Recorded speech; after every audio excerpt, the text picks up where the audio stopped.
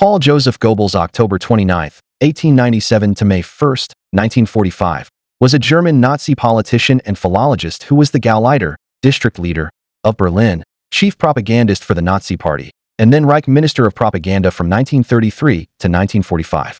Wollt ihr den totalen Krieg und Sturm bricht los? Dieses Kampf mit kühner Entschlossenheit.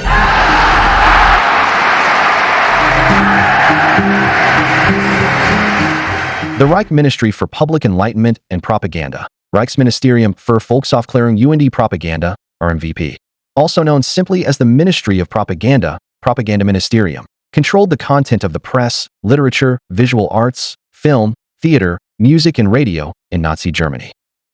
The ministry was created as the central institution of Nazi propaganda shortly after the party's national seizure of power in January 1933. In the Hitler cabinet, it was headed by propaganda minister Joseph Goebbels, who exercised control over all German mass media and creative artists through his ministry and the Reich Chamber of Culture, Reichskulturkammer, which was established in the fall of 1933. It was abolished by the Flensburg government on May 5, 1945. Establishment and functions. Shortly after the March 1933 Reichstag elections, Adolf Hitler presented his cabinet with a draft resolution to establish the ministry. Despite the skepticism of some non-national socialist ministers, Hitler pushed the resolution through. On March 13, 1933, Reich President Paul von Hindenburg issued a decree ordering the establishment of a Reich Ministry for Public Enlightenment and Propaganda. At the time, propaganda was value neutral. In today's terms, the ministry could be understood to have had a name that meant roughly Ministry for Culture, Media, and Public Relations. The ministry moved into the 18th century Ordensballais building across from the Reich Chancellery in Berlin, then used by the United Press Department of the Reich government, Vereinigten Presseabteilung der Reichsregierung. It had been responsible for coordinating the Weimar Republic's official press releases, but by then had been incorporated into the Nazi state. On March 25, 1933, Goebbels explained the future function of the Ministry of Propaganda to broadcasting company directors. The ministry has the task of carrying out an intellectual mobilization in Germany. In the field of the spirit, it is thus the same as the Ministry of Defense in the field of security. Spiritual mobilization is just as necessary, perhaps even more necessary, than making the people materially able to defend themselves. In an address about the propaganda film Triumph of the Will, Joseph Goebbels emphasized that propaganda was most effective when its recipients were unaware they were consuming it. The ministry was tailored for Goebbels, who had been the Reich propaganda leader of the Nazi Party since April 1930. By a decree of June 30, 1933, numerous functions of other ministries were transferred under the responsibility of the new ministry.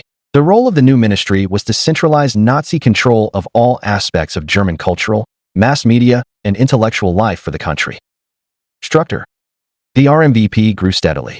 It began in 1933 with 5 departments and 350 employees. A first plan for the distribution of responsibilities dated October 1, 1933 listed 7 departments: Administration and Law, 1, Propaganda, 2, Broadcasting, 3, Press, 4, Film, 5, Theater, Music and Art, 6, and Security, 7, subtitled Security Against Lies at Home and Abroad. By 1939, 2,000 employees worked in 17 departments. From 1933 to 1941, the RMVP's budget increased from 14 to 187 million Reichsmarks. Reich Minister Goebbels was ultimately in charge of 3 state secretaries and the departments they headed: State Secretary I, Walther Funk, 1933 to 1937, Otto Dietrich, 1937 to 1945, German Press, Foreign Press, Periodical Press, State Secretary II, Karl Hank, 1937 to 1940, Leopold Gutter, 1941 to 1944, Werner Naumann, 1944 to 1945, Budget, Law, Propaganda, Broadcasting, Film, Personnel, National Defense, Foreign Affairs, Theater, Music, Literature, Visual Arts. State Secretary III, Hermann Esser, 1935 to 1945, Tourism. Film Department. With the establishment of Department 5 Film, the propaganda ministry became the most important body for the German film industry alongside the Reich Chamber of Culture and the Reich Film Chamber.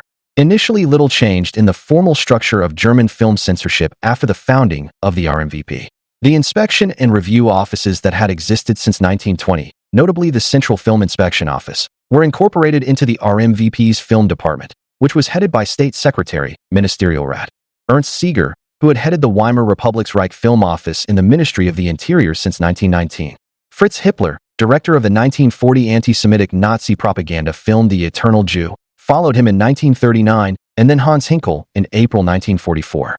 The department had 5 divisions: film and cinema law, film industry, film abroad, film newsreels, and film dramaturgy.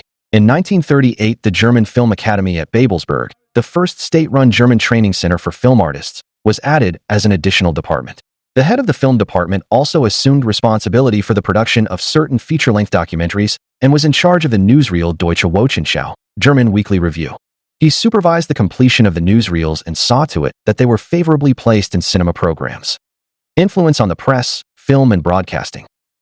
The main instrument of press control was the Reich Press Conference. One was held daily at the RMVP beginning July 1, 1933. The press releases issued between 1933 and 1945 number between 80,000 and 100,000. Selected press representatives often received very detailed instructions as to which reports were to be published and in what form. The instructions affected all parts of reporting and sometimes dealt with quite banal events. Bans and explicit language regulations were at first rarely issued in order to avoid complete uniformity in the daily press's content. The RMVP's control of the press was based instead on a principle of indirect pre-censorship and direct post-publication censorship. After reviewing the relevant articles, the ministry followed up with either praise or censure. The participants in the Reich Press Conference were obligated to destroy the instructions issued to them after they had been implemented. Newspapers that did not have correspondents in Berlin received the instructions in writing as confidential information. The Deutsche Allgemeine Zeitung, the Berliner Tageblatt, and the Frankfurter Zeitung were responsible for the highest number of violations of the RMVP's dictates. The journalist Walter Schwertfeger was imprisoned for treason until 1945 because he passed the RMVP's instructions on to the foreign press. Employees of the Frankfurter Zeitung and the national daily newspaper offices nevertheless resisted the order and hid their notes. Some are still extant in the German Federal Archives. There were additional press conferences on other topics such as culture and business. Press conference for correspondents of the foreign press were held twice daily after March 1938 by the RMVP and once per day by the Foreign Office. Make sure to subscribe and turn on notifications so you can watch more videos like this. Thank you for watching and see you next time.